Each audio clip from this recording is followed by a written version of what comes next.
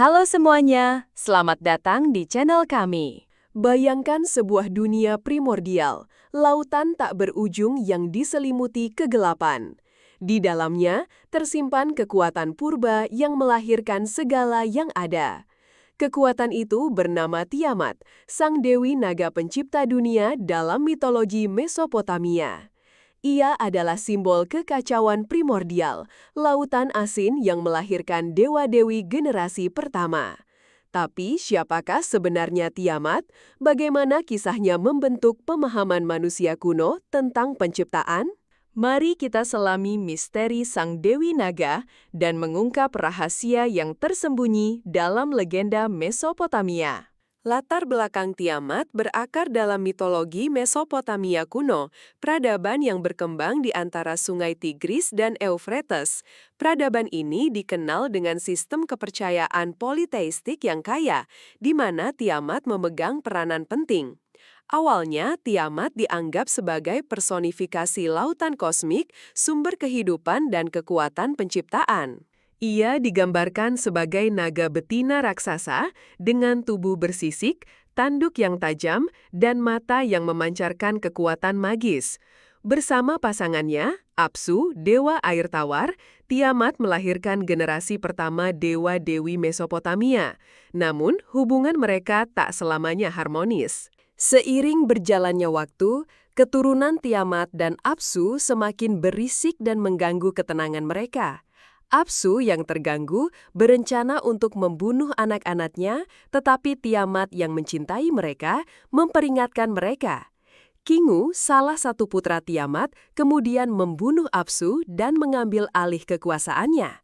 Kematian Apsu membuat Tiamat murka. Ia berubah menjadi sosok monster mengerikan, simbol kekacauan dan kehancuran, dan memimpin pasukan monster untuk membalaskan dendam suaminya. Peristiwa ini menjadi titik balik yang mengubah citra Tiamat dari Dewi Pencipta menjadi kekuatan kehancuran yang ditakuti. Tiamat dalam Enuma Elis, epik penciptaan Babilonia, digambarkan sebagai monster laut primordial yang menakutkan. Ia memiliki 11 monster mengerikan dalam pasukannya, termasuk naga berbisa, anjing raksasa, dan manusia kalajengking. Tubuhnya yang raksasa menutupi langit dan ruangannya mengguncang bumi. Ia mewakili kekacauan primordial yang harus ditaklukkan agar keteraturan dan kehidupan dapat tercipta. Konsep ini mencerminkan pandangan kosmologi Mesopotamia kuno yang melihat dunia sebagai hasil pertempuran antara keteraturan dan kekacauan. Pertarungan antara Tiamat dan Marduk, dewa badai Babilonia, menjadi inti dari narasi penciptaan ini. Tahukah Anda bahwa pertempuran antara Tiamat dan Marduk bukan sekadar pertarungan fisik, tetapi juga simbolis Marduk, dewa muda yang gagah berani, diutus oleh para dewa untuk melawan Tiamat. Dengan senjata-senjata ajaibnya, termasuk angin, petir, dan jaring, Marduk berhasil mengalahkan Tiamat. Yang menarik adalah Marduk membelah tubuh Tiamat menjadi dua. Separuh tubuhnya membentuk langit dan separuh lainnya membentuk bumi. Dari air matanya, tercipta sungai Tigris dan Eufrates, sumber kehidupan bagi peradaban Mesopotamia. Lebih dari itu, dari darah Kingu, Marduk menciptakan manusia untuk melayani para dewa.